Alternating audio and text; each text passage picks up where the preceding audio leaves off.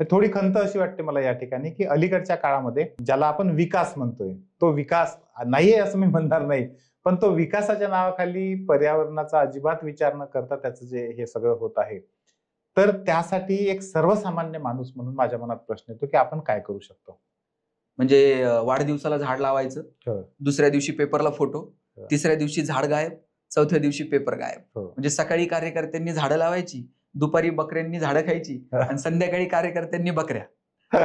फिट्टम फाट. आपण कुणाला फसवतोय हे सगळं? आपण सगळ्या जगाशी बोलतो पण आपण स्वतःशी बोलत नाही. घरात आई सगळ्यांना विचारते तुला काय आवडतंय, पण तिनं कधी अजून तिला विचारलेलं नाही की तुला नेमकं काय आवडतं. हा स्वसंवाद आपला आपल्यापासून तो सुरू व्हायला हवा. गाडगे बाबा पंढरपूरला जर दर्शनाला गेले तर घाई घाई दर्शनाला जात नव्हते. आधी खराटा घ्यायचे, सगळं ते चंद्रभागेचं वाळवंट स्वच्छ करायचे, आधी हातातल्या खराट्यानं ते गाव स्वच्छ करायचं, मग कीर्तनातनं लोकांची मन स्वच्छ करायची, मग चंद्रभागेत स्नान आणि मग दर्शनाला जायचं. आपण आता अनेक वेल एज्युकेटेड मुलं किंवा MBA वगैरे केलेली मुलं हा पॉडकास्ट पाहत असतील. एक प्रवासी रेल्वेतनं खाली उतरला आणि TCनं त्याला तिकीट मागितलं. तिकीट आहे का? त्यानं पॅन्टचा उजवा खिसा पाहिला, डावा खिसा पाहिला, मागचे दोन्ही खिसे पाहिले, तिकीट सापडलं नाही. पॅन्टचे 4ही खिसे त्यानं 10-5 वेळा तरी उलटे पालटे करून पाहिले, पण तिकीट सापडलं नाही. तेव्हा TCनं त्याला विचारलं, अरे तू पॅन्टचे खिसे बघतोय, जरा शर्टचा बघ की. तेव्हा तो म्हटला, हा मला माहित आहे शर्टचा राहिलाय, पण तिथे नाही सापडलं. मग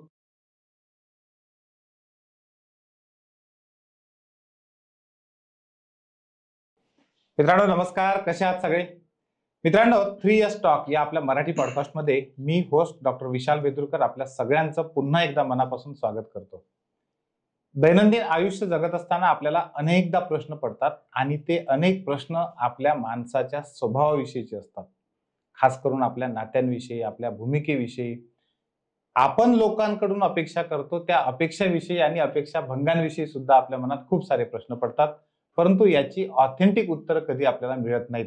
आज जे व्यक्तिमत्व आपल्या सोबत या ठिकाणी चर्चांसाठी, गप्पासाठी आलेलं आहे, ते व्यक्तिमत्व ह्या सगळ्या विषयांमधले ते तज्ज्ञ आहेत, व्याख्याते आहेत. मानवी संबंधांवर, ज्ञानेश्वरीवर खास करून त्यांनी अनेक कार्यक्रम केलेले आहेत. मोगरा फुलला नावाचा त्यांचा अतिशय सुंदर कार्यक्रम आहे. निश्चितपणे आपल्यापैकी अनेक लोकांनी तो बघितला असेल, नसेल बघितला तर तो नक्की तुम्ही बघा. मी जेव्हा पहिल्यांदा तो कार्यक्रम बघितला किंवा त्यांचा ज्ञानेश्वरीवरचे त्यांचे विचार ऐकले, त्यावेळेस मलाही असं कुठेतरी वाटलं की ह्या गोष्टी जर का आपल्या प्रेक्षकांनी समजून घेतल्या तर खऱ्या अर्थानं आपल्या 3S टॉकचं जे उद्दिष्ट आहे ते पूर्ण होईल. सर, 3S टॉक या पॉडकास्टमध्ये आपलं मनापासून स्वागत. Thank you so much. सर, जेव्हा आपण मगाशी चर्चा करत होतो, तुम्ही भूमिकांविषयी खूप सुंदर बोललात. म्हणजे प्रत्येकानं जर आपला रोल काय आहे, आपली भूमिका काय आहे आत्ताची ती समजून घेतली तर बऱ्याचशा गोष्टी आपण टाळू शकतो ज्या आपल्याला वेदना देणाऱ्या असतात. तर ते कसं महत्वाचं आहे? आपण सगळेजण एक स्वतंत्र व्यक्तिमत्व आहोत आणि प्रत्येकाची एक भूमिका ठरलेली आहे.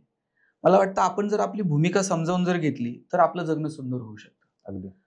बऱ्याचदा असं होतं की आपण आपली भूमिका समजावून न घेता कोणाच्या तरी भूमिकेमध्ये डोकावत असतो आणि त्या तुलनेमधून दुःख सुरू होतं. म्हणजे मला काय हवंय याच्यापेक्षा कुणाच्या तरी तुलनेत मला काय मिळालंय, अनावश्यक तुलना.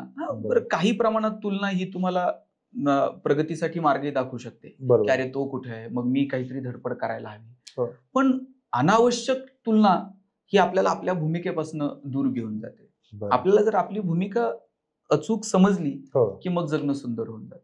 तुम्ही भूमिकेच्या महत्वाविषयी मगाशी सुंदर गोष्ट सांगितली. हा, म्हणजे एक साऊथचा कुठला तरी एक चित्रपट पाहण्यात आला होता.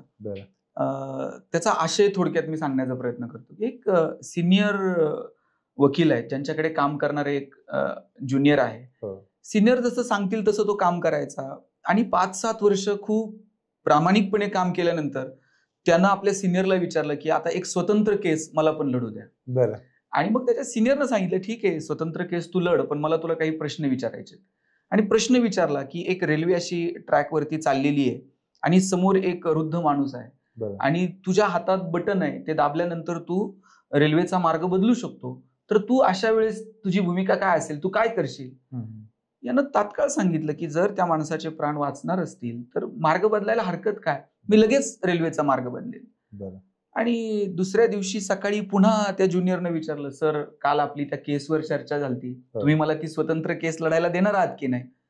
सिनियरनं सांगितलं, अरे काल मी तुला एक प्रश्न विचारला होता आणि तू सांगितलं होतं की मी तो मार्ग लगेच बदलेल, पण मी तुला सांगायला विसरलो, ज्या मार्गावरती परत ती ट्रेन जाईल त्याच मार्गावरती समोर 5 तरुण उभे आहेत. मग अशा वेळेस तुझी भूमिका काय असेल? तू त्या 5 तरुणांना वाचवशील की त्या एका वृद्ध माणसाला वाचवशील? सर म्हणे, मी ऑब्व्हियसली त्या 5 तरुणांना वाचवेल. एक वृद्ध जर जाणार असेल आणि त्याच्या बदल्यात 5 तरुण जर वाचणार असतील तर निश्चित मी तो मार्ग पुन्हा बदलला पाहिजे. एक दिवस निघून गेल्यानंतर पुन्हा त्या ज्युनियरने विचारलं, सर त्या केसचं काय झालं? अरे मी तुला काल मी विचारलं आणि सांगितलं की ते 5 तरुण वाचवशील की तू एक माणूस वाचवशील? तू म्हटलं मी त्या 5 तरुणांना वाचवेल, पण मी तुला हे सांगायला विसरलो, ते जे 5 तरुण आहेत हे अट्टल गुन्हेगार आहेत. अशा वेळेस तुझी भूमिका काय असेल? तुने जर ते गुन्हेगार असतील तर मी त्यांना का वाचवू? मी एखाद्या प्रामाणिक माणसाला वाचवेल. पण सर ते केसचं काय झालं? पण ते केसचं राहू दे, पण मी तुला हे सांगायला विसरलो की तो जो एक आहे ना तो यांचा मूर्ख आहे आणि याच्या सांगण्यानुसार हे 5 जण सगळे गुन्हेगार. सर मग मी त्या अहो तुम्ही मला कन्फ्युज करताय म्हणे, तुम्ही मला रोज प्रश्न विचारताय, रोज काहीतरी नवीन सांगतायत, हे सगळं बाजूला ठेवा आणि माझ्या केसचं काय झालं ते सांगा. तेव्हा त्या सिनियरनं त्या ज्युनियरला सांगितलं की मी 2 दिवसापासून तुला वेगवेगळे प्रश्न विचारतोय आणि तू त्या प्रश्नांची उत्तर देण्याची गडबड करतोय. तुला तुझी भूमिका लक्षात येत नाही. तू वकील आहे आणि वकील म्हणून तुझी प्राथमिकता, तुझी भूमिका ही उत्तर देण्याची नाहीये, तर प्रश्न विचारण्याची. तू मला एकदाही विचारलं नाही की हे 5 तरुण कोण, तू एकदाही विचारलं नाही ते तिथे काय करताय, तू एकदाही विचारलं नाही मार्ग बदलण्याऐवजी दुसरे काही पर्याय उपलब्ध आहेत का? तू प्रश्न विचारण्याऐवजी उत्तर देण्याची गडबड करतोय आणि इथेच तुझी भूमिका चुकली. मला वाटतं आपल्याला आपली भूमिका जर समजली ना मग जगणं सुंदर होतं. शिवाजी महाराज आणि तुकाराम महाराज समकालीन आहेत. तुकाराम महाराजांना त्यांची भूमिका पक्की ठाऊक आहे की समाजातल्या अंधश्रद्धा, चालीरीती याच्यावरती ताशेरे ओढले पाहिजेत. ह्या परिवर्तनासाठी मला काम करावं लागणार आहे. छत्रपती शिवाजी महाराजांची भूमिका पक्की आहे. मला जर परिवर्तन घडवून आणायचं असेल तर मला समशेरच उचलावी लागेल. शिवाजी महाराज हे तुकाराम महाराजांचे शिष्य आहेत. म्हणून शिवाजी महाराजांना असं वाटत नाही की मी कीर्तन करावं, मी प्रवचन करावं, किंवा तुकाराम महाराजांना असं वाटत नाही की मी सिंहासनावरती जाऊन राज्य चालवावं. प्रत्येकाला प्रत्येकाची भूमिका कळणं आणि तुकोबारायांना ती भूमिका म्हणजे तुकोबाराय जेव्हा जायला निघाले तेव्हा कुणीतरी विचारलं की तुकाराम महाराज तुम्ही ग्रंथ लिहिले, अभंग लिहिले आणि तुम्हाला काय मिळालं? तर तुकाराम महाराज म्हटले, कौतुक वाटे झाली या वेचाची. जगाला काय वाटतंय मला माहित नाही, पण मी जे काही केलं ना माझं मला मात्र कौतुक वाटतंय. आपली भूमिका जर आपण ठोस निभावली आपल्यालाही कौतुक, आणि तेच अपेक्षित आहे. बरोबर. जगानं आपलं कौतुक वगैरे करावं. आता असे दिवस उरलेले नाहीत की तुमच्या कुठल्याही गोष्टीचं जग लगेच सहजासहजी कौतुक करेल किंवा ते करो न करो. आपल्याला आपल्या भूमिकेचं कौतुक वाटलं पाहिजे. सर तुम्ही भूमिकेविषयी खूप सुंदर बोललात आणि तुम्ही शेवटी जे वाक्य बोललात की कौतुक जे आहे ते जगाने कौतुक करावं अशी अपेक्षा करणं आता चुकीचं आहे. पण आता 1 लाईक साठी 2 लाईक साठी पण लोक खूप सारे मरतात. म्हणजे फेसबुकवर समजा पोस्ट टाकली किंवा व्हॉट्सअपला स्टेटस टाकलं तर किती लोकांनी बघितलं आणि किती लोकांनी लाईक केलं हे पाहिल्याशिवाय त्या माणसाच्या घशाखाली घास जात नाही, अशी सिच्युएशन आहे. मला या अशा सिच्युएशन मध्ये एक प्रश्न तुम्हाला हा विचारायचा आहे की ही भूमिका, आपली भूमिका अशा वेळेस काय आहे हे ठरवत असताना, म्हणजे आपल्या आयुष्यातली एखादी भूमिका ठरवत असताना ती कधी ठरवली पाहिजे आणि कोणत्या गोष्टीला प्राधान्य आपण दिलं पाहिजे? मुळात आपली भूमिका ठरवताना आपण स्वतःच्या अंतर्मनात डोकावून पाहिलं पाहिजे. आपण आता अनेक वेल एज्युकेटेड मुलं किंवा MBA वगैरे केलेली मुलं हा पॉडकास्ट पाहत असतील. आपल्याकडे MBA ला सॉट अनालिसिस एक कन्सेप्ट आहे. तुमच्या स्ट्रेंथ, विकनेस, संधी त्या तुम्ही ओळखल्या पाहिजेत आणि याच्यासाठी स्वतःच्या अंतर्मनात डोकावून पाहिलं पाहिजे. आपण बोललात की एका लाईक्स आणि एका कमेंटसाठी माणसं इतकी उथळ होऊन गेली. मुळात ज्ञानोबरायांची खूप सुंदर ओवी, किंबहुना सोय जीव आत्मयाचे लाहे तेथ जे होय तया नाम सुख. आपण वरवर ज्या सुखाच्या संकल्पना, आनंदाच्या संकल्पना, म्हणजे जग आपलं कौतुक करतंय का, हे बघा प्रांजळ म्हणे प्रत्येकाची अपेक्षा असते की जगानं आपलं कौतुक करावं आणि ते माणूस म्हणून एक आपला स्वभाव आहे ते. आणि ठीक आहे की जगावर प्रभाव पाडण्यासाठी आपण काय काय काय काय करत असतो, पण त्याला मर्यादा आहेत.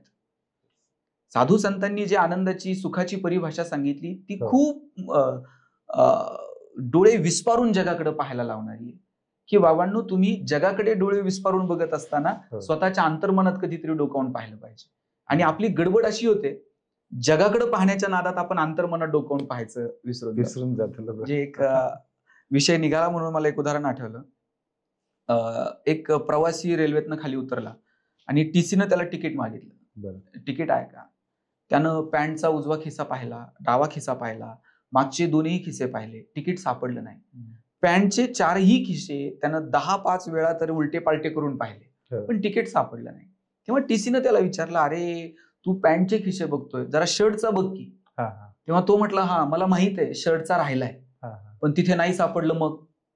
मग संपलंच की सगळं. म्हणजे माणसाला ठाऊक आहे की इकडे तिकडे शोधण्यात मजा नाहीये. बरोबर आहे. त्याला वाटतंय नाही पुण्यात गेल्यावर तर आनंद मिळेल, नाही पुण्यात तर मुंबईत तरी मिळेल, नाही मुंबईतला तर दिल्लीला तरी मिळेल. माणसाला ऑप्शन आहेत बाहेर, पण तो घाबरतो अंतर्मनात डोकवायला. 8 डोकावलं आणि नाही मिळालं मग. आणि साधू संतांनी नेमकं ते धाडस दाखवलं. त्यांनी सांगितलं आपण 8 डोकावून बघू. जगाकडे पाहायला आपल्याला पुरेसा वेळ आहे, पण सुरुवातीला आपल्याला आपली भूमिका जर ठरवायची असेल तर पहिल्यांदा आपल्याला आपल्या अंतर्मनात डोकावून पाहावं लागेल. आणि म्हणून सुखाची व्याख्या किती सुंदर केली ज्ञानोबरायांनी. किंबहुना असोय जीव आत्मयाचे आहे, आत्म्याशी जे संबंधित आहे ना त्याला सुख म्हणावं. दुर्दैवानं आपण ते साधनांमध्ये शोधायला लागलो. साधनांनी माणसाचं आयुष्य सोपं होईल, सुलभ होईल, पण ते सुखी होईलच याची खात्री मात्र देत आहेत. बरं, मी असं म्हणत नाही की तुम्ही साधनांची निर्मिती करू नका. माणसाचं जगणं अधिकाधिक सोपं व्हावं याच्यासाठी साधनांची निर्मिती गरजेचीच आहे, पण निवळ साधनांच्या जोरावरती आपण सुखी होऊ शकत नाही. सेल्फ कनेक्ट हा जो आमच्या 3S टॉक मधला पहिला यश आहे, तो सेल्फ कनेक्ट आहे. आणि तो तुम्ही खूपच सुंदर पद्धतीनं समजून सांगितलं की स्वतः आतमधल्या डोकावल्याशिवाय.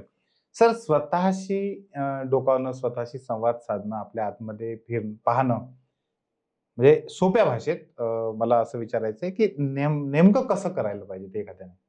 म्हणजे कोणी म्हणेल की ध्यान करायला पाहिजे का, पूजा करून ते मिळतं का, तर कोणाला कशा पद्धतीने आपल्या आतमध्ये डोकावण्यासाठीचे काय साधनं उपलब्ध आहेत किंवा काय करायला पाहिजे? आध्यात्मिक पातळीवरती जर आपण विचार केला तर ध्यान, धारणा ह्या गोष्टी आपण अंतर्मनात डोकवण्यासाठी आलेल्या आहेत. पण साध्या सरळ सोप्या भाषेत जर सांगायचं झालं तर स्वसंवाद. आपण सगळ्या जगाशी बोलतो, पण आपण स्वतःशी बोलत नाही. घरात आई सगळ्यांना विचारते तुला काय आवडतंय, पण तिनं कधी अजून तिला विचारलेलं नाही की तुला नेमकं काय आवडतं. हा स्वसंवाद आपल्यापासून तो सुरू व्हायला हवा. आणि मला वाटतं त्याची सुरुवात ही साध्या सोप्या गोष्टीतनं होईल, ती कृतज्ञतेतनं होईल. निसर्गाविषयी कृतज्ञता व्यक्त करू, ती करत असताना स्वतःच्या अंतर्मनात डोकावून पाहू. म्हणजे आमच्या जेवायला बसलं का आजोबा सांगायचे ताटाच्या भोवती पाणी फिरवा. मग आम्ही म्हणायचो का फिरवायचं, ताटातले अन्न पदार्थ बदलणार आहेत का, बाजरीच्या भाकरीची पुरणपोळी होणार आहे का. ते म्हणायचे अरे पुरणपोळी होत नाही, पण त्या पदार्थाचा प्रसाद होऊन जातो आणि तो कधी फेकून द्यायचा नसतो. मग ते म्हणायचे जरा विचार करा. विचार करणं म्हणजे काय? विचार करणं म्हणजे अंतर्मनात डोकावून बघणं. विचारांची प्रक्रिया मुळात ही स्वतःशीच निगडीत आहे. म्हणजे मी तुमच्या विषयी विचार करू शकतो, परंतु विचार करायला माणूस ठेवू शकत नाही. तू विचार कर रे. ती स्वसंवादाची जी जादू आहे ना, स्वतःशी बोलणं, बरोबर, स्वतः काय त्या प्रश्नांविषयी उकल मिळवण्याचा प्रयत्न करणं. मग ते सांगायचे आभार माना. मग आम्ही म्हणायचो आभार कोणाचे मानायचे? ते सांगायचे ज्यानं पिकवलं त्या शेतकऱ्याचे आभार माना, ज्यानं शिजवलं त्या तुमच्या आईचे आभार माना, ज्यानं भूक दिली त्या भगवंताचे आभार माना. संवादाची प्रक्रिया ही आजोबांपासून सुरू झाली, त्यांनी ते विचार करायला भाग पाडलं, पण त्याच्या मुळाशी जाताना मात्र स्वसंवादाची सुरुवात झाली. आजोबांनी सांगितलं आभार माना ज्यानं पिकवलं त्याचे. मग विचार करायला लागलो की अरे पिकवलं, तो शेतकरी काय काम करतो, किती कष्ट करतो, त्याचे आभार का मानायचे. ह्याची सुरुवात करून देणारं, दिशा दाखवणारं असं कुणीतरी भेटलं पाहिजे, मग तो स्वसंवाद सुरू होतो. सुंदर. सर, हे जे दिशा दाखवण्यासाठी विचार करणं आपण ज्याला म्हणूया, हे विचार करणं, आता तुम्ही वाचन चळवळीसाठी खूप मोठं काम करता, कंटिन्यू तुमचं काम सुरू असतं, वाचन झालं पाहिजे, समाजामध्ये वाचन वाढलं पाहिजे. तर हे वाचन केल्यामुळे असं स्वतःशी संवाद साधणं जे आहे किंवा विचार करायला प्रवृत्त होणं हे वाढतं का खरंच? नक्कीच. मला वाटतं की कोणत्याही गोष्टीला मी जसं म्हटलं की कुणीतरी दिशा देणार हवं. म्हणजे अर्जुन हा प्रचंड शूर आहे, सर्वश्रेष्ठ धनुर्धारी आहे, पण तरीही त्याचं धाडस होत नाहीये की मी हे शस्त्र उचलू का, आणि मी जे करतोय ते योग्य अयोग्य नेमकं ठरवण्याची द्विधा मनस्थितीत आहे. अशा वेळेला भगवान श्रीकृष्णांसारखा दिशादर्शक त्यांना भेटतो की अर्जुना, तू शस्त्र उचल, मी आहे तुझ्यासोबत, हे धर्म अधर्माचं युद्ध आहे. आणि भगवान श्रीकृष्णाच्या बोलण्याचा एवढा प्रभाव अर्जुनावर पडतो की तो शस्त्र उचलतो आणि ते युद्धही जिंकतो. बरोबर. मला वाटतं की आता प्रत्येकाला श्रीकृष्ण मिळेल असं नाही, पण आपल्या समोर किमान गीता आहे, साधू संतांचे ग्रंथ आहेत, किंवा अनेक ज्यांनी आयुष्यपणाला घातली एखाद्या ठराविक विषयांसाठी, त्याच्यावरती लिहिणारी माणसं आहेत. आपण ते वाचूयात किमान. बरं, मी असं म्हणत नाही की तुम्ही जे वाचलंय ते जसंच्या तसं तुम्ही फॉलो करा. किमान त्यातून आपली एक आपली भूमिका त्यातून तयार होईल, त्यातून आपण आपली मतं मांडायला तयार होऊ. पण किमान ती सुरुवात व्हावी म्हणून मला वाटतं वाचनाची चळवळ रुजायला हवी, आणि त्यासाठी आपण किमान सुरुवात तर करायला हवी. मोठ्या प्रमाणात वाचलं पाहिजे सगळ्यांना. सर, वाचण्याचा विषय आलेला आहे आणि तुम्ही स्वतः म्हणजे स्वसंवादाशी हे सगळं सांगतायत. मोगरा फुलला हा तुमचा सुंदर कार्यक्रम आहे, आपण त्याच्याविषयी बोललो मगाशी. ज्ञानेश्वर माऊलींनी आपल्याला जो संदेश दिलाय किंवा ज्ञानेश्वरी आपल्याला वाचण्यासाठी दिलेली आहे, आजच्या काळामध्ये त्याचं कसं महत्व आहे किंवा आजच्या पिढीला आपण कसं सांगू शकतो ते? मला असं वाटतं की संत ज्ञानेश्वर महाराजांनी लिहिलेली ज्ञानेश्वरी म्हणजे ही साक्षात गीतेवरची टीका आहे. भगवान श्रीकृष्णानं जी गीता संस्कृतमध्ये सांगितली ती साध्या सरळ सोप्या भाषेमध्ये लोकांना समजावी म्हणून प्राकृतमध्ये ज्ञानोबा माऊलींनी ती मांडली. ज्ञानोबरायांची ज्ञानेश्वरी ही असंख्य विषयांना स्पर्श करते आणि पुढच्या कितीतरी वर्षांची भाषा ज्ञानोबराय बोलतात. आणि आपण नशिबवान मंडळी आहोत की आपल्या समोर ज्ञानेश्वरी सारखा महान ग्रंथ आहे. मला वाटतं ज्ञानेश्वरी आपण वाचली पाहिजे, आणि ती नुसती वाचली नाही तर ती समजून घेतली पाहिजे, आणि एक तरी ओवी अनुभवावी. या हजारो ओव्यांमधून एखादी तरी ओवी आपल्याला आपल्या आयुष्यात अनुभवता येईल का, मला वाटतं याचा विचार केला पाहिजे. ज्ञानोबरायांनी ज्ञानेश्वरी मध्ये ज्या पसायदानाची मागणी केली, हे पसायदान तर विश्वाची प्रार्थना ठरावी इतकं गोड आहे. बरोबर. आणि आज अनेक गोष्टींच्या पाठीमागे धावताना किंवा आता युद्धजन्य परिस्थिती निर्माण होतीये जगभरातच, म्हणजे आज भारत पाकिस्तानच नाही तर जगभरामध्ये युद्धजन्य परिस्थिती आहे. तर अशा परिस्थितीमध्ये मैत्र जीवांचे आता आपण फ्रेंडशिप डे वगैरे साजरे करायला लागलो, पण ज्ञानोबरायांनी शेकडो वर्षांपूर्वी मैत्र जीवांचे जे जीव आहेत त्यांच्यामध्ये मैत्रीचे संबंध प्रस्थापित होते अशी भूमिका मांडलेली आहे. तर निश्चितच काळ आणि वेळेनुसार कितीही जग बदलो, ज्ञानोबरायांची ज्ञानेश्वरी ही पिढ्यानपिढ्या आपल्याला प्रेरणा देणारी ठरणार आहे. आणि म्हणून माझी हे वर्ष तर आता ज्ञानेश्वर महाराजांच्या जन्माचं 750 वर्ष म्हणून आपण सगळेजण साजरं करतोय. माझी विनंती आहे की प्रत्येक तरुणानं ज्ञानेश्वरी वाचली पाहिजे, ती समजून घेतली पाहिजे, आणि त्यातली एक तरी ओवी आपल्याला अनुभवता आली पाहिजे. सर, मी मध्यंतरी दिल्लीला एका कॉर्पोरेट ट्रेनिंग साठी गेलो होतो. आणि त्यामध्ये बऱ्याच गोष्टी सांगितल्या त्यांनी, परंतु त्यातली एक गोष्ट होती की थँकफुल असणं. आणि मग मला ज्ञानेश्वरी आठवली. 4थ्या वर्गात असताना आम्हाला जी ज्ञानेश्वरी मिळाली होती तर ती आठवली की ज्ञानेश्वरीमध्ये अगदी तुमच्या श्वास घेण्यापासून तर तुम्ही पिता ते पाणी आणि खाता ते अन्न, ह्या सगळ्या गोष्टीसाठीचा थँकफुलनेस जो आहे तो आपल्या कणाकणात भरला त्यांनी त्यावेळेस, अगदी सकाळी उठल्यापासून तर झोपेपर्यंतचा. आणि तो ज्यावेळेस मी त्यावेळेस त्या कॉर्पोरेट ट्रेनिंग मध्ये बघितला त्यावेळेस मला ती आली. दुसरं त्यांचं जे तत्व होतं तो होतं म्हणजे संपूर्ण जगातल्या ज्या चांगल्या गोष्टी या कॉर्पोरेटच्या त्या आपण स्वीकारल्या पाहिजे. ज्ञानेश्वर माऊलींनी किती आधी सांगितलं आम्हाला, म्हणजे सगळ्या जगाला त्यांनी आधीच जोडून घेतलं होतं. म्हणजे संतांचा विचार हा खूप प्रगल्भ आहे. वसुधैव कुटुंबकम, हे विश्वची माझे घर. महाराष्ट्रात जन्माला आलेल्या ज्ञानोबराय तुकोबरायांनी म्हणजे जात धर्म पंथ या देशाच्या राज्याच्या सगळ्या सीमांच्या पलीकडे जाऊन हे विश्व एक कुटुंब आहे, विश्वकल्याणाची जी परिभाषा मांडली, मला वाटतं ती आपण आजच्या काळात समजूनच घेतली पाहिजे. सर, वृक्षवल्ली वनेस म्हणजे हे जे आहे ना, म्हणजे आता जेव्हा इतक्या वर्षानंतर सगळेजण पर्यावरणाचा आणि याचा सगळा घोष करून राहिले, तर ते आता ऍक्च्युअल मध्ये किती आणि दाखवायसाठी किती हा पुन्हा वेगळा भाग आहे. पण त्या काळात त्यांनी त्यावेळेस एवढं पर्यावरणाचं महत्व ओळखून आपल्याला ते दिलं. आजच्या काळामध्ये सर, खास करून नवीन जी पिढी आहे, म्हणजे मला एक चांगली गोष्ट ही दिसते की नवीन पिढीला बऱ्यापैकी हे पर्यावरणाचं एक आहे फॅड आहे की पर्यावरणाचं आपण संवर्धन केलं पाहिजे. तुम्हाला ज्ञानेश्वरी मधलं पर्यावरणाच्या संदर्भाने असं काय सांगता येईल की जे नवीन पिढीला काहीतरी नवीन मिळेल त्यामधून? ज्ञानेश्वर महाराजांनी जे पसायदान मागितलं त्या पसायदानामध्ये त्यांनी सज्जनांची मांदियाळी तयार व्हावी असं सांगितलेलं आहे. मग सज्जनांची परिभाषा करतानाही ते परत निसर्गाशी नेऊन जोडतात. चंद्रमे जे आलांछन मार्तंड जे तापहीन, जो चंद्रासारखा शीतल आहे आणि मार्तंडासारखा तेजस्वी आहे, शीतल असूनही डाग नाही आणि तेजस्वी असूनही जगाला ताप नाही, अशा सज्जनांची मांदियाळी तयार व्हावी अशी त्यांची भूमिका आहे.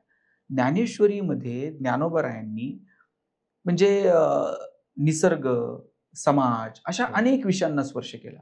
आणि ज्या वृक्षवल्ली आम्हा सोयरे ज्याचा आपण आता उल्लेख केला तुकोबरायांच्या अभंगाचा, तुकोबरायांनी तर शेकडो वर्षापूर्वी सांगितलं की आमच्या दृष्टीनं ही पानं, फुलं, झाडं, वेली हे आमचे सगळे सोयरे आहेत. समकालीन असणारे सावता महाराज तर असं ते बारं मोडलं, आता आपण ग्रामीण भागातले आहोत, बारं देणं, बारं मोडणं हे शब्द आपल्याला प्रचलित आहेत. ते बारं मोडलं का पाणी पाटानं जायचं आणि त्या पाटानं धावणाऱ्या पाण्याला सावता महाराज म्हणायचे, असाच धावत धावत जा आणि माझ्या पांडुरंगाला जाऊन भेट. आता ते राहायच्या आरणला जर बारं मोडलं तर पाणी पंढरपुरात जाणार होतं का? नाही. पण त्या पाना, फुलात, विलीत त्यातच माझा भगवंत आहे ही पक्की जाणीव या संतांना होती. म्हणून शेकडो वर्षापूर्वी साधू संतांनी निसर्ग, गाडगे बाबांचं उदाहरण आपल्याला घेता येईल. गाडगे बाबा पंढरपूरला जर दर्शनाला गेले तर घाई दर्शनाला जात नव्हते. आधी खराटा घ्यायचे, सगळं ते चंद्रभागेचं वाळवंट स्वच्छ करायचे, आधी हातातल्या खराट्यानं ते गाव स्वच्छ करायचं, मग कीर्तनातनं लोकांची मन स्वच्छ करायची, मग चंद्रभागेत स्नान आणि मग दर्शनाला जायचं. म्हणजे या संतांना हे सगळं कळलेलं होतं की निसर्गात भगवंत आहे, या पाना फुलात भगवंत आहे आणि आपण त्याच्याशी जुळून घेतलं पाहिजे. आणि म्हणून ज्ञानोबराय, तुकोबराय, गाडगे बाबा, तुकडोजी बाबा, सावता महाराज त्या सगळ्या साधू संतांनी निसर्गावरती भाष्य केलेलं आहे आणि म्हणून आता ते आपण समजून घेतलं पाहिजे. तुम्ही सर खूप सगळ्या वेगवेगळ्या महान संतांचा तुम्ही उल्लेख केलात आणि ह्या सगळ्या संतांनी ह्या सगळा निसर्ग जो आहे तो कशा पद्धतीने जोपासायचा हे त्यांच्या कृतीतून, शब्दातून तर दाखवलं पण कृतीतूनही दाखवलं. थोडी खंत अशी वाटते मला या ठिकाणी की अलीकडच्या काळामध्ये ज्याला आपण विकास म्हणतोय तो विकास नाहीये असं मी म्हणणार नाही, पण तो विकासाच्या नावाखाली पर्यावरणाचा अजिबात विचार न करता त्याचं जे हे सगळं होत आहे, तर त्यासाठी एक सर्वसामान्य माणूस म्हणून माझ्या मनात प्रश्न येतो की आपण काय करू शकतो? जग काय करेल याच्यापेक्षा मला वाटतं तुम्ही जे विचारलं आपण काय करू शकतो हे फार महत्वाचं आहे. आपण आपल्या मनाला जरी 4 गोष्टी सांगितल्या, आज आपण सांगतो की झाडं लावली पाहिजेत, वाढवली पाहिजेत, टिकवली पाहिजेत. आपण आपल्याला विचारलं पाहिजे आपण किती वाढवली, आपण किती टिकवली. साहेब, आज आपण शिकतोय, पण मला वाटतं जुनी माणसं आपल्यापेक्षा तुलनेनं 4 पुस्तकं त्यांनी कमी वाचली असतील, एखादी डिग्री त्यांच्याकडे कमी होती, पण ती माणसं शहाणी होती. माणूस जर गेलं तर त्या माणसाच्या स्मृतीप्रित्यर्थ ते झाड लावायचे. ही आमराई आमच्या आज्याच्या नावानं, ही आमराई आमच्या पंजाच्या नावानं, म्हणजे गेलेल्या माणसांच्या स्मृतीप्रित्यर्थ ती झाडं लावायची, वाढवायची, टिकवायची.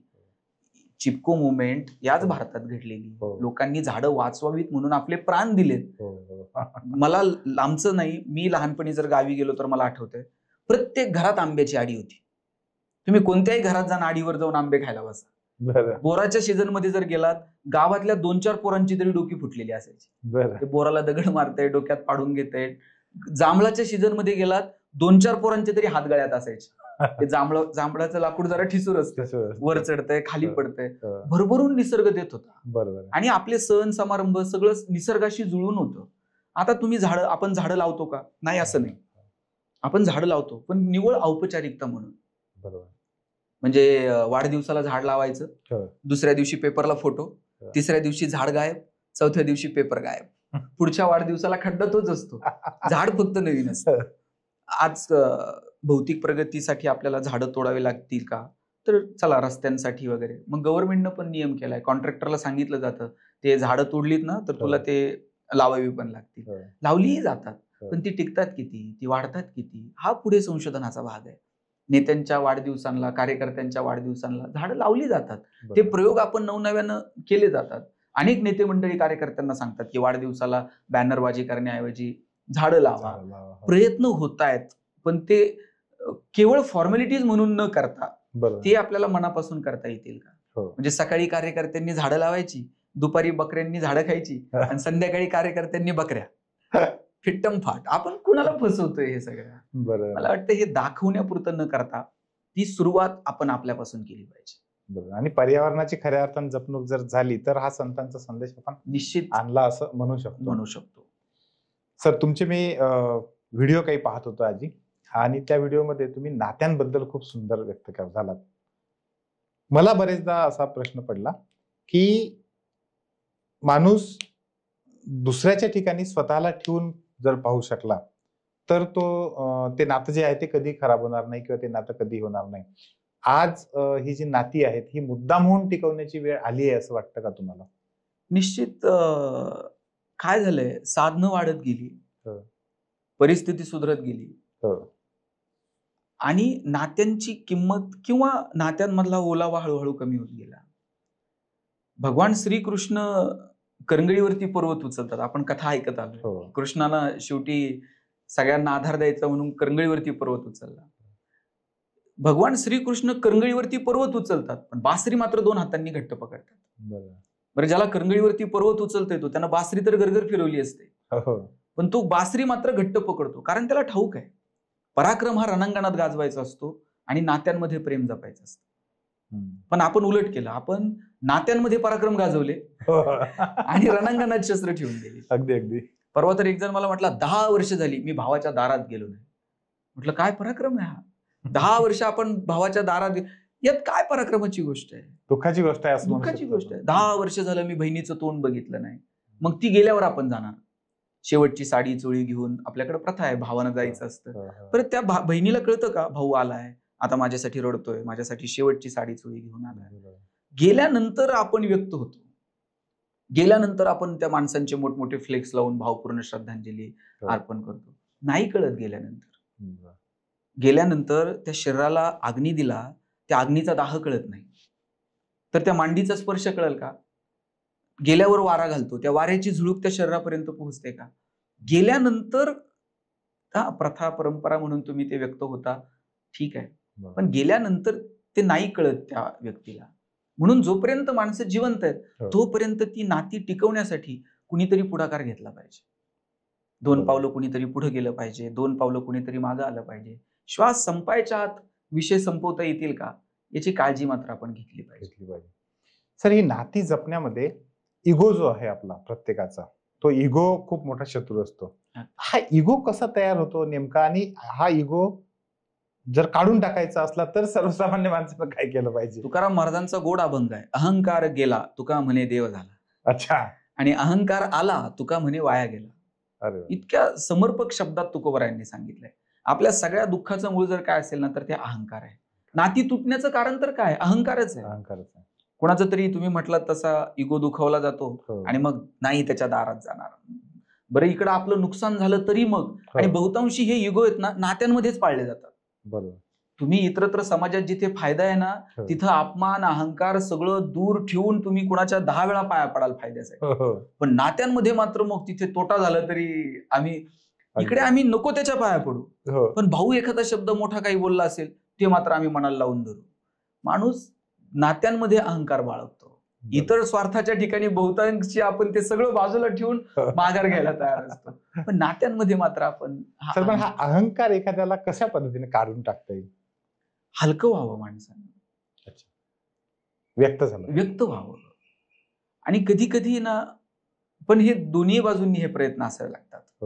मला खूप लोकांचे फोन येतात. मला एक असा फोन आला, सर तुम्ही काय म्हणता नाती टिकवा. मी खूप प्रयत्न केले, आयुष्यभर मी करत राहिलो या सगळ्या लोकांसाठी, आणि आता माझी वेळ आली तर ही लोक मला ओळख द्यायलाही तयार नाहीत. मी म्हणतो नाती टिकवण्याचा प्रयत्न करा, नात्यांसाठी काम करा, पण ज्यावेळेस अपेक्षा भंग होतो ना त्याचं दुःख मग आपल्याला खायला उठतं. ती अपेक्षाही करू नका, प्रयत्न करा. जुळली तर ठीक, नाहीतर मौन बाळगा. आपण प्रयत्न केले याचा आपल्याला जरी आनंद मिळाला ना तरी खूप झालं. अपेक्षा न ठेवता आपण प्रयत्न केले तर ते जास्त बेटर राहू शकतं. तर ते राहील. अपेक्षा ठेवून जर करत राहिलो तर मग अपेक्षा भंगाचं दुःख इतकं वाईट आहे की अरे बापरे मी एवढं केलं याच्यासाठी आणि याला त्याची हे नाही. आपण करत राहावं आणि पुढच्या माणसाला त्याची किंमत असेल नसेल मला माहित नाही, पण निसर्ग मात्र तुमच्या प्रत्येक गोष्टीला उत्तर देतो. म्हणजे तुम्ही जे प्रामाणिकपणे प्रयत्न केलात कदाचित पुढच्या व्यक्तीकडनं त्याला प्रतिसाद मिळणार नाही, पण निसर्ग मात्र तुमचं 1 रुपयाचंही उसणं ठेवत नाही. या ना त्या मार्गाने ते तुम्हाला परत करत असतं. सर, नाती जपण्यामध्ये आधीपेक्षा आता पैशाचा जो रोल आहे तो खूप जास्त महत्वाचा झालाय अलीकडच्या काळात, असं वाटतं का? अगदीच झालाय. आर्थिक परिस्थिती आता बऱ्यापैकी लोकांची सुधारत चालली आहे. हो. पूर्वी अभाव होता आणि अभावामध्ये एकमेकांची गरज होती. बरोबर. तुम्ही बघा, लग्न समारंभ जर असेल तर संध्याकाळी भावकीतली सगळी पोरं यायची. हो. मग ते बुंदी पत्र्यावरती वाळायला घालायची. हो. दुसऱ्या दिवशी लग्न कार्यात वाढायला पण भावकीची पोरं असायची. बरोबर. आता ते सगळंच गेलंय. आता ते सगळं गेलं. आता साधनं मुबलक आहे. नाही आलं तरी चालतंय, चल रे 2 केटरर्स वाढव, त्याला काम देऊन टाक असं. बरोबर. हा जो साधनांचा प्रभाव आहे ना, तो नात्यांवरती व्हायला लागला असं मला वाटतं. आर्थिक परिस्थिती सुधारली. बरं, प्रत्येक ठिकाणी हे लागू होईलच असंही नाहीये. बरोबर. अनेक ठिकाणी म्हणजे कालचं मी एक उदाहरण सांगेल. मी एका माझ्या मित्राने एका IT कंपनीचं ओपनिंग केलं इथे बरं. पुण्यातच. हो. आणि त्या उद्घाटनासाठी त्यांनी त्यांचे चुलते, त्यांचा मामा, त्यांची मावशी, त्यांना शिकवणारे सर यांना बोलवलं होतं. बरं, आता हा माणूस आर्थिकदृष्ट्या प्रचंड सक्षम आहे. 10-20 वर्ष परदेशात राहून आता भारतात येऊन त्यांनी स्वतःची IT कंपनी. पण त्याला असं वाटलं की अरे, ज्या लोकांनी मला मदत केली, माझ्या चुलत्याला मी बोलवलं पाहिजे, मावशीला बोलवलं पाहिजे, मला 10वीला शिकवायला सर होते, मी त्यांना बोलवलं पाहिजे. हे सर व्यक्तिपरत्वे ह्या गोष्टी बदलत जातात.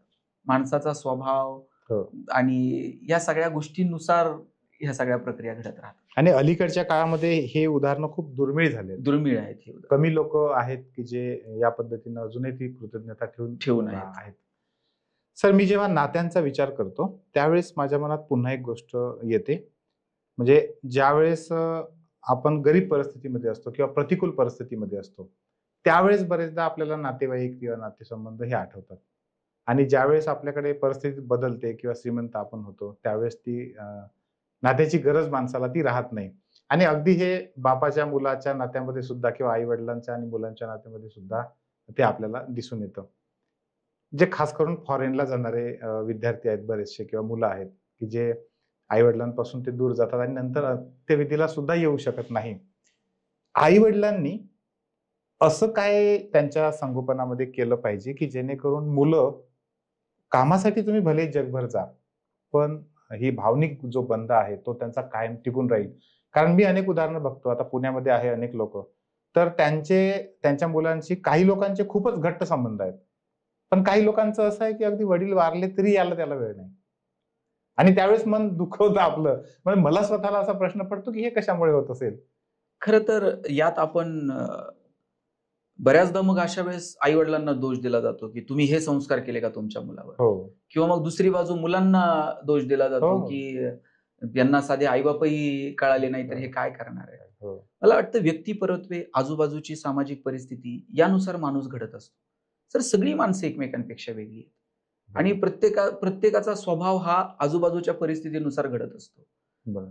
आई वडिलांविषयी प्रेम असणं, आई वडिलांविषयी आत्मीयता असणं हे मुलांना जर शिकवण्याची वेळ असेल तर मग आपण कुठेतरी कमी पडतो. अवघड आहे.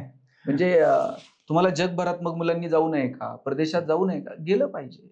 जिथे संतच म्हणतायत की हे सगळं जग एक छोटंसं कुटुंब आहे, तर आपण आपल्या प्रगतीच्या साठी बाहेर गेलं पाहिजे. पण तिथे जाऊन जर जन्म दिलेले आई वडील तुम्हाला आठवत नसतील तर मग याच्यापेक्षा दुसरं दुर्दैव नाही. ही अटॅचमेंट राहावी यासाठी दोन्ही बाजूंनी समांतर प्रयत्नांची गरज आहे, झाली पाहिजे. कित्येक आई वडील मी बघतो सर, आयुष्यभर खेड्यापाड्यात राहिलेले आहेत, पण पोरांना आधाराची गरज आहे, त्यांच्या मुलांना कुणी पाहायला नाहीये, तर ते सगळ्या आवडी निवडी आपलं सगळं आयुष्य मागं सोडून परदेशात त्या नातवाला सांभाळायला जातात. बरोबर. अशी कितीतरी आई वडील मी जवळून बघितलेले. बरोबर. तर त्यावेळेस हे दोन्ही बाजूंनी ती अटॅचमेंट राहिली पाहिजे. आणि मला एक सांगायचं या निमित्तानं, आपण जसं सांगू तसं मुलं वागत नाहीत, आपण जसं वागू ना तसं मुलं वागतात. आपल्याला आदर्श हे सांगून नाही निर्माण करता येणार, आपल्याला ते आपल्या वागण्यातनच निर्माण करायला लागते.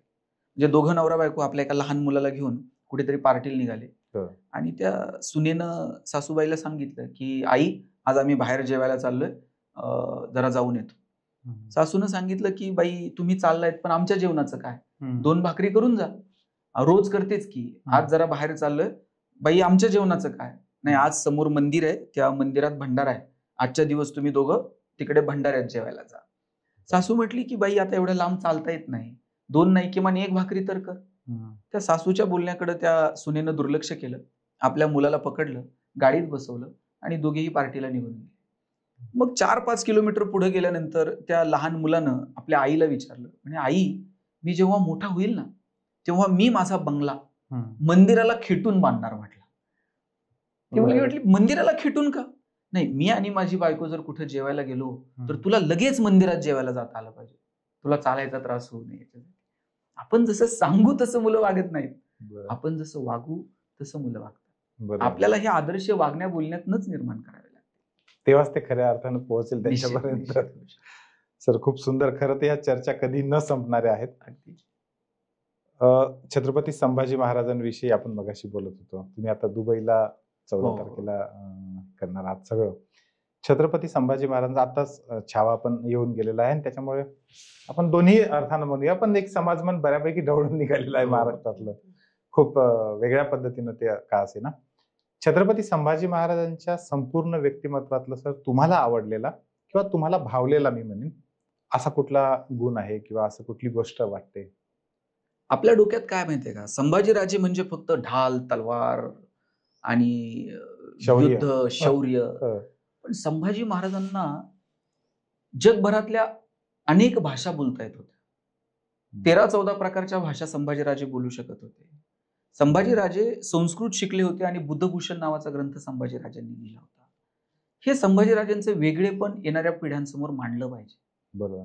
म्हणजे शिवाजी महाराज तर मी म्हणेल की शहाजीराजे सरदार होते आणि सरदाराच्या पोटी जन्माला आलेले शिवाजीराजे आणि त्यांनी स्वराज्य नेलं.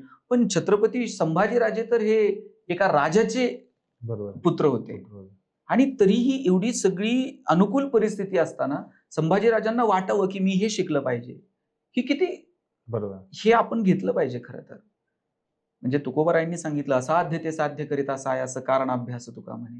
येणाऱ्या पिढ्यांनाही सांगितलं पाहिजे की आपणही अभ्यास केला पाहिजे, काही गोष्टी जाणून घेतल्या पाहिजेत. संभाजीराजांचं हे एक वेगळं व्यक्तिमत्व. खरं तर संभाजीराजांवर फार अन्याय झाला, त्यांना कायम आरोपीच्या पिंजऱ्यामध्ये उभं केलं गेलं. पण संभाजीराजांचं शौर्य, संभाजीराजांचं वेगळेपण, संभाजीराजांची शिकण्याची वृत्ती, हे मात्र आपण समजून घेऊ शकलो नाही. मला वाटतं जगासमोर ह्या गोष्टी संभाजीराजांच्या बाबतीतल्या यायला हव्यात. संभाजीराजांच्या व्यक्तिमत्वातल्या ह्या गोष्टी जर का आपण समजून घेतल्या तर खऱ्या अर्थानं आपल्याला तो छत्रपतींचा वारसा आपण चालवतोय असं म्हणू शकतो. अगदी चालू शकतो. संभाजी म्हणजे खरं तर संभाजीराजे आणि शिवाजी महाराज यांच्यामध्ये फारकत करता येणार नाही. कारण आपण संभाजीराजांना छावा म्हणतो, पण छावा कुणालाही म्हणत नाही.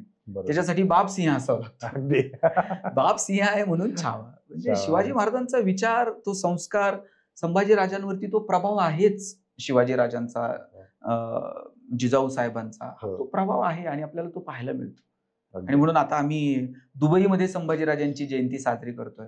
जगभरातल्या लोकांना हे दैदिप्यमान असं व्यक्तिमत्व कळावं, जगभरातल्या लोकांनी संभाजीराजांना समजून घ्यावं, ही आमची भूमिका आहे या पाठीमागची. सर, हे जे तुम्ही सगळं करताय, म्हणजे मोगरा फुल्लामधून ज्ञानेश्वरी विषयीचं तुमचं जे असेल, संभाजी महाराजांविषयीचं असेल, तुम्ही वाचन विकासासाठी जे काही सगळे प्रयत्न करतात, हजारो लोक मी बघतोय की तुम्हाला ऐकण्यासाठी अगदी आसुसलेले असतात. हे जे वक्तृत्व तुमच्याकडे आलं, मला आता तिकडे यायचं आहे. तर वक्तृत्व कला ही एखाद्या व्यक्तीला किंवा एखाद्या आजच्या विद्यार्थ्याने ती का शिकून घेतली पाहिजे, आणि हे खरंच शिकून घेण्याचीच कला आहे की जन्मजातच असावी लागते? वक्तृत्व ही इतर कलांपैकीच एक कला मानली जाते आणि मला वाटतं ती विकसित होऊ शकते. मूळतः तुमच्यामध्ये ते गुण असतील, पण तिला तुम्ही प्रयत्नानं ती विकसित करू शकता. बरोबर. आणि वक्ता म्हणजे आपल्या डोक्यात आहे खूप फाडफाड बोलता आलं म्हणजे तुम्ही प्रभावी वक्ते आहात, असं नाहीये. खरं तर प्रत्येकाची शैली वेगवेगळी आहे आणि लोकांना तुमचा विचार थेट लोकांपर्यंत तुम्ही पोहोचवण्यासाठी सक्षम आहात का, मला वाटतं त्याला प्रभावी वक्ता म्हणता येईल. आणि मला जर विचारलं तर माझे 2 वक्ते फार आवडतात. एक भगवान श्रीकृष्ण आणि एक ज्ञानेश्वर महाराज. आणि आता मी तुमच्या समोर बोलतोय, छान स्टुडिओ आहे, इथे मला बोलायला काय लागतंय, सुंदर माईक आहे, समोर कॉफी आहे, काय छान वातावरण तुम्ही क्रिएट केलंय. भगवान श्रीकृष्णानं गीता कुठे सांगितली? कुरुक्षेत्रामध्ये, जिथे आत्ता शंख फुकले जातील, जगातले सगळे योद्धे एकमेकांवर तुटून पडतील, आत्ता रक्ताचा पाठ वाहील, आत्ता मृत्यूचे तांडव उभे राहतील, आणि तिथे भगवान श्रीकृष्ण अर्जुनाला सांगतायत, ऐक मला काय प्रभाव असला पाहिजे त्या वक्तृत्वाचा. आणि कुरुक्षेत्रामध्ये सांगितलेली ती गीता पुढचे हजारो वर्ष तुमच्या माझ्या मनावरती गारुड घालते. मला वाटतं याला वक्ता म्हणतात. आणि ज्ञानोबराय सुद्धा वक्तेच आहेत. बरोबर. ज्ञानोबरायांनी ज्ञानेश्वरी सांगितलीये आणि सच्चिदानंद बाबांनी ती लिहिली. आणि ज्ञानोबरायांचा काय कॉन्फिडन्स आहे सर. म्हणजे असा कुणी वक्ता आहे का ज्यानं म्हणावं उद्यापासून हे सगळे श्रोते माझ्याकडे आणून सोडा आणि त्यांचं कल्याण झालं म्हणून सोडा. ज्ञानोबराय धाडसानं सांगतात, तर अवधान ऐकले दिजे मग सर्व सुखाची पात्र होईजे आणि हे प्रतिज्ञोत्तर माझे अवघड आहे का. मी असं तसं सांगत नाही, मी प्रतिज्ञा घेऊन सांगतो, तुम्ही एकदा फक्त माझ्याकडे लक्ष द्या आणि सगळी सुख तुमच्या दारात लोळून घेतील. काय कमालीचं अफाट वक्तृत्व असलं पाहिजे. मला वाटतं ही कला विकसित होऊ शकते. ती वाचनातनं, चिंतनातनं, मननातनं, निरीक्षणातनं आणि सवयीनं ही कला विकसित होते असं मला वाटतं. विद्यार्थ्यांनी सर समजा ही कला शिकायची म्हटलं तर साधारणतः त्यांनी काय दिशेनं प्रयत्न केले पाहिजे? कारण आजकाल आता जे उदाहरणं लोकांसमोर, दुर्दैवानं, आता खरं तर त्याचा उल्लेख करायची माझी इच्छा नाही, पण आजकाल लोकांना भाषण म्हटलं की राजकीय नेते आठवतात फक्त. खरं तर आपली परंपरा ती नाहीये. तुम्ही एवढी मोठी गाढ श्रीकृष्णापासूनची परंपरा सांगितलेली आहे आणि तेही राजकीय अभिनिवेश असलेले जे भाषण आहेत ते त्याच्यासमोर उदाहरण म्हणून जातात. एखाद्या विद्यार्थ्याला स्वतःतली वक्तृत्व कला विकसित करायची आहे, त्यानं काय साधना केली पाहिजे नेमकी? मी आता जसं सांगितलं की तुम्ही वाचलं पाहिजे, तुम्ही चांगल्या लोकांना ऐकलं पाहिजे. वाचन ही पहिली पाहिजे. आणि नुसतं वाचन आणि ऐकणं नाही, आपली स्वतःची काही मतं तयार व्हावी त्याच्यासाठी चिंतन आणि मनन केलं पाहिजे. तुमचं समाजाचं निरीक्षण असलं पाहिजे. समाजात काय गोष्टी घडतायत त्या तुम्हाला अशा टिपता आल्या पाहिजेत. बरोबर. तर तुम्ही ते तुमच्या बाजूने मांडू शकता. आणि आपण जसं बोललात की राजकारणात सुद्धा खूप चांगले वक्ते होऊन गेले. आपल्याला ती सुद्धा एक चांगली परंपरा आहे. म्हणजे वक्ता म्हणून मी भगवान श्रीकृष्ण किंवा संत परंपरा सांगितली असेल, किंवा आपल्याकडे फार चांगलं उदाहरण म्हणजे स्वामी विवेकानंदांचं, जिथे लेडीज अँड जेंटलमन असा प्रभाव होता, तिथे शिकागोच्या धर्म परिषदेमध्ये स्वामी विवेकानंदांनी माझ्या बंधू आणि भगिनींनो ही सुरुवात केली आणि आज तागायत त्या प्रभावात आपण आहोत. म्हणजे ही परंपरा असेल, पण राजकारणात सुद्धा खूप चांगले वक्ते होऊन गेले. म्हणजे एक काळ होता, म्हणजे तुमच्या पिढीनं तो अनुभवला असेल, की विधानसभेत, लोकसभेत, राज्यसभेत, विधान परिषदेत जर भाषणं सुरू झाली की लोक रेडिओ कानाला लावून बसत होती. त्या लोकांची भाषणं ऐकण्यासारखी होती. खरं राजकारणात सुद्धा असे चांगले वक्ते तयार व्हायला हवेत. अलीकडच्या काळात ते फार कमी पाहायला मिळतं. तर वक्तृत्व वाढावं याच्यासाठी पण काही प्रोग्राम आहेत तुमचे? मी तसं काही वेगळे प्रयोग करत नाही, पण अनेक लोक आहेत की जे जिथे भाषणाची सुरुवात कशी करावी, समारोप कसा, पण मला वाटतं ही एक दिशादर्शक असू शकेल. बरोबर. पण ते तुम्हाला स्वतःच त्यासाठी प्रयत्न केले पाहिजे.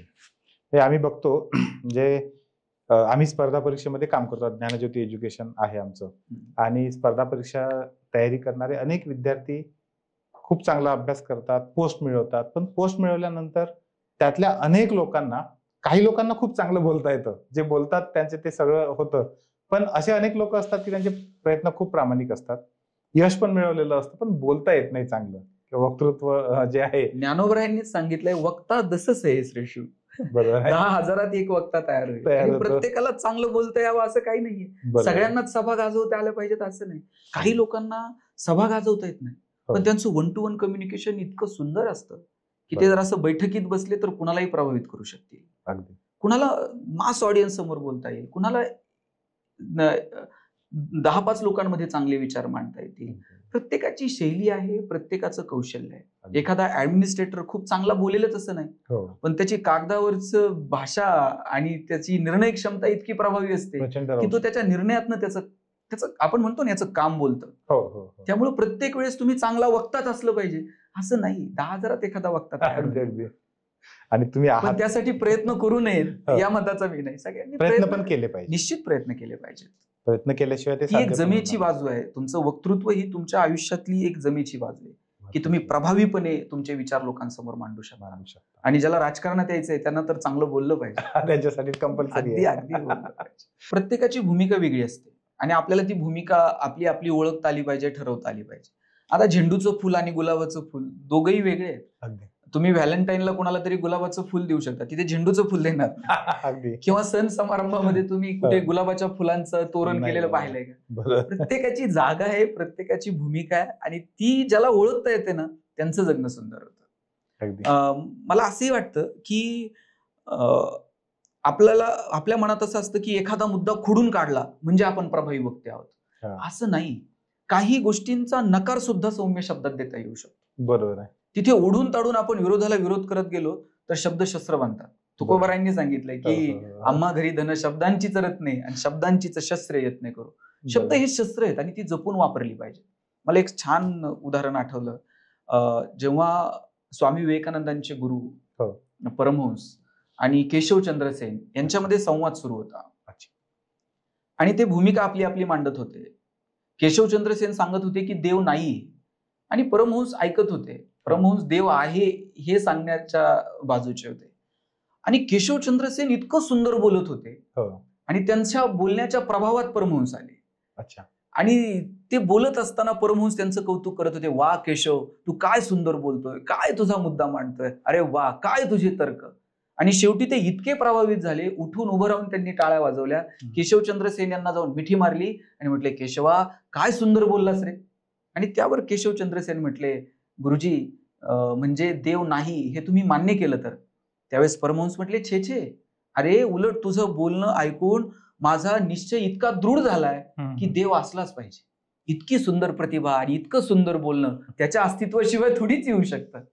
म्हणजे एखाद्या गोष्टीचा नकार सुद्धा किती सौम्य शब्दात देता येऊ शकतो याची उदाहरणे. नकार असा आरडाओरडा करूनच द्यायचा असतो असं नाही.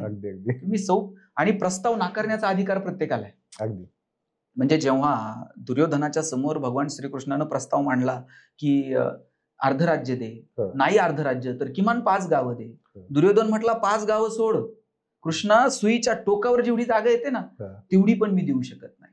बरं, कृष्णानं तेही मान्य केलं असतं. तुम्हाला प्रस्ताव नाकारण्याचा अधिकार आहे, पण अपमान केला कृष्णाचा. आणि कृष्णाला दुर्योधन म्हटला, एकतर तू गुराखी, तुझा जन्म तुरुंगात झालाय आणि तू हे प्रवचन मला देऊ नको, तुझं प्रवचन अर्जुनाला जाऊन सांग, मी दुर्योधन आहे. आणि आजूबाजूच्या सैन्याला सांगितलं, जा रे साखळ्या आणा, कृष्णाला गिरफ्त करा आणि याला तुरुंगात नेऊन टाका. आपण ती कविता आपण सगळ्यांनी ऐकली असेल, कृष्ण आणि दुर्योधनाचा त्यावेळेसचा संवाद. तर कृष्णाला सांगितलं याला तुरुंगात टाका, सैन्याला सांगितलं. आणि जेव्हा ते दुर्योधनाचं सैन्य जेव्हा सगळ्या साखळ्या घेऊन आलं तेव्हा कृष्ण असा पाय रोवून मजबूतपणे उभा राहतो आणि म्हणतो, बांधणे मुझे जो आए हो, जंजीर बडी क्या लाए हो. मला बांधायला जर आलाय तर साखळ्या जरा मजबूत आणल्यात का. यदि मुझे बांधना चाहे मन, पहिले बांध अनंत गगन. बघा, अशा प्रतिकूल परिस्थितीत सुद्धा कसं संयमानं राहावं हे कृष्णाकडनं शिकावं. बांधणे मुझे जो आए हो, जंजीर बडी क्या लाए हो, यदि मुझे बांधना चाहे मन, पहिले बांध अनंत गगन. आणि एवढं सांगूनही जेव्हा दुर्योधनाला समजलं नाही, मग मात्र कृष्णानं दम भरलाय. अंबर में कुंतल जाल दे, पद्मे नीचे पाताल दे, हाथों में तीनों काल दे, सब जन्म मुझी से पाते हैं, फिर लोट मुझी में आते हैं. अरे सगळ्यांचा जन्म माझ्यापासून आहे, सगळ्यांना इथंच येऊन थांबायचंय आणि तू मला गिरफ्त करायला निघालाय. आणि हेही ऐकून दुर्योधनाला कळलं नाही. मग मात्र अंतिमतः दम भरला. याचना नाही अब रण होगा, अब महाभारत होगा. तुम्हाला संधी मिळते, तुम्हाला दस्तक ही नियती देत असते, बाबा ऐक, बाबा समजून घे. आणि नाहीच, मग मात्र महाभारत अटळ आहे. प्रस्ताव नाकारण्याचा अधिकार तुम्हाला आहे, पण तितक्या संयमानं तो नाकारता येईल का याची काळजी आपण घेतली पाहिजे. खरं तर सर, तुमचं वक्तृत्व जेव्हा मी ऐकत होतो त्यावेळेस मला एक जुना खूप वाचलेला कोट आठवला. आता तो शब्दशः मला माहित नाही, पण त्याचा अर्थ असा होता की जो दुसऱ्यासोबत चांगला भांडू शकतो तो खूप चांगला वक्ता होऊ शकतो आणि जो स्वतःसोबत खूप चांगला भांडू शकतो तो चांगला कवी होऊ शकतो. वा वा वा, खूप छान. म्हणजे मला तुम्हाला हे विचारायचं आहे की तुमची ही वक्ता म्हणून जी जडणघडण झाली ही कशी झाली? म्हणजे असं भांडण्यातून झाली की कशा पद्धतीने झाली? मुळात माझे वडील शिक्षक. बरं. आणि शिक्षकांच्या मुलांना म्हणजे वडील वर्गात शिकवतात. मी ते लहानपणापासून पाहत आलो होतो. 15 ऑगस्ट 26 जानेवारीला भाषण करायचं, वडिलांनी ते लिहून द्यायचं, पाठ करायचं. संधी मिळत गेली, बोलत राहिलो, 4 लोक कौतुक करायला लागली आणि त्यातनं मग संधीतनं खरं तर असं ठरवून वक्ता वगैरे झालो नाही, संधीतनच.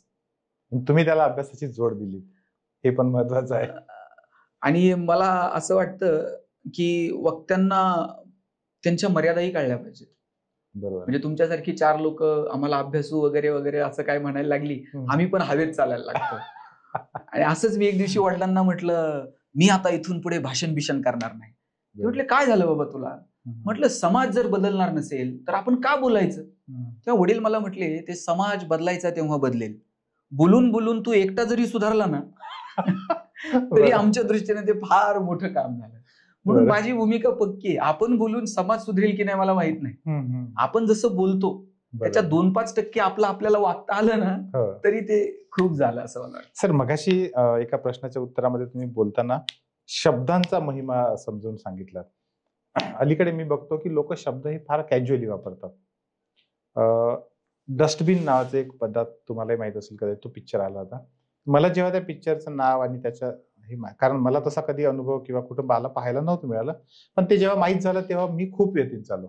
मला असं वाटलं की असं कसं काय असू शकतं, इतक्या मोठ्या प्रमाणात मूल्य कशी काय माणसांची बदलू शकतात. पण ते खरं आहे ते. तर शब्दांचा वापर हा आईवडिलांनी आपल्या मुलांचं संगोपन करताना सुद्धा कशा पद्धतीने अतिशय काळजीपूर्वक केला पाहिजे? खरंच मगाशी मी जसं म्हटलं की शब्द हे खूप प्रभावी साधन आहे आणि मुळे आपण खूप चांगले शब्द वापरले पाहिजेत. आणि आपण जसं बोलतो ते मुलांवरती, ते शब्द मुलांच्या मनावरती बिंबवले जात असतात. आपण म्हणतो की आमचा हा ना एकदम माठा आहे, आपण ते त्याला इनडायरेक्टली सांगत असतो, नाही तू ढच आहेस. आमची दीदी फार हुशार आहे पण दादा अजिबात ऐकत नाही. आपण ते पेरतो त्याच्या मनावरती की अरे दादा ऐकतच नाही. बरोबर. त्यामुळे शब्द हे फार जपून वापरले पाहिजे. आणि शब्दांचा किती प्रभाव आहे सर. इतिहास आहे आपल्याला. भारत छोडो 2 शब्द होते पण चळवळ उभी राहिली. तुम मुझे खून दो मैं तुम्हें आजादी दूंगा एक वाक्य होतं पण आंदोलन उभं राहिलं. गरिबी हटाव 2 शब्द होते पण त्यावेळेस सरकार आलं होतं. अच्छे दिन 2 शब्द होते पण सरकार आलं. आणि शब्दांच्या असण्याचा तर प्रभाव आहेच, पण शब्दांच्या नसण्याचाही प्रभाव असतो. म्हणजे आणीबाणीमध्ये निषेध व्यक्त करायचा तर इंडियन एक्सप्रेसनं काहीच लिहिलं नाही आणि अग्रलेख कोरा ठेवला होता. म्हणजे शब्द न लिहिता सुद्धा त्यांचा प्रभाव जर टाकू शकतात तर आपण शब्द खूप जपून वापरले पाहिजे. आणि म्हणून तुकोबराय शब्दांना देव म्हणतात, शब्दांचा गौरव करायला सांगतात. आम्हा घरी धन शब्दांचीच रत्ने, शब्दांचीच शस्त्रे यत्न करू, शब्द चमुच्या जीवाचे जीवन, शब्द वाटू धन जन लोका. तुका म्हणे पहा शब्देची हा देव, शब्देची गौरव पूजा करू. तुकोबरायांनी शब्दाला देव म्हटलं, इतका प्रभाव आहे शब्दांचा. सर, आपण आज 7 मेला हा पॉडकास्ट आपण रेकॉर्ड करतोय आणि आम्ही स्पर्धा परीक्षेच्या मुलांसोबत करंट या विषयावर रेग्युलर गप्पा चर्चा करत असतो आमच्या ज्ञानज्योतीमध्ये. ऑपरेशन सिंदूर कालचं जे काही झालं, म्हणजे आमची त्या चर्चा सुरू होत्या जे काही मागच्या काही दिवसात घडत असलेल्या. तर त्यावेळेस एका मुलानं मला प्रश्न विचारला की सर म्हणे हे जे घडलंय, ते जे केलंय ते बरोबर केलंय का तिथे? म्हटलं मला ते माहित नाही कुठं बरोबर केलंय, काय केलं, आपला तो विषय पण नाहीये.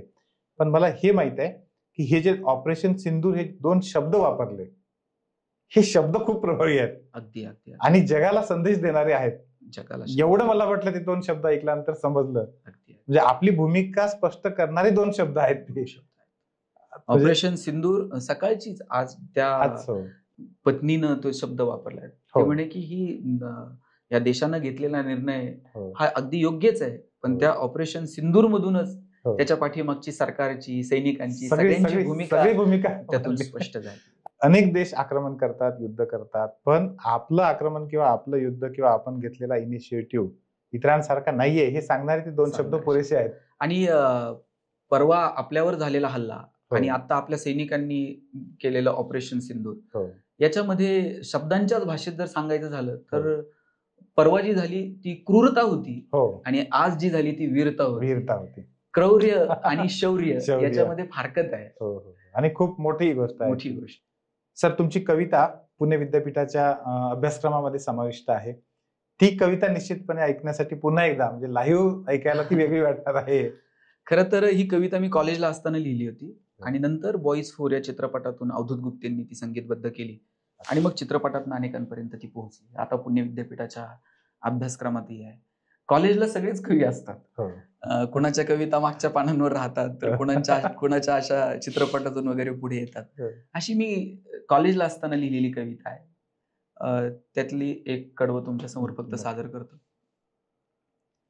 काय सांगू राणी मला गाव सुटना, कसं सांगू राणी मला गाव सुटना, बंद गळ्या मंदी माझ मावे नाग अंग, जिंच्या कापडा मंदी दुनिया झाली कशी तंग, जो तो आहे राणी आपल्या धुंदीमध्ये दंग, माणसांनी माणसांचे सोडले का रंग, म्हाताऱ्याच्या धोतराची गाठ सुटना, काय सांगू राणी मला गाव सुटना, पारी आली सरी गेली झाली त्याची तारी, पदव्यांच्या ढिगाऱ्यात पाठी राहिली कोरी, कॉलेजाच्या कट्ट्यावरती गर्दी झाली सारी, आपल्या चिपऱ्या कपड्यामंदी फिरती साऱ्या पोरी, म्हातारीच्या डोहीवरला पदर हटना, काय सांगू राणी मला गाव सुटना, गावाकडची माणसं आमची कशी साधी भोळी, प्रेमाच्या या रंगामध्ये रंगते आमची होळी,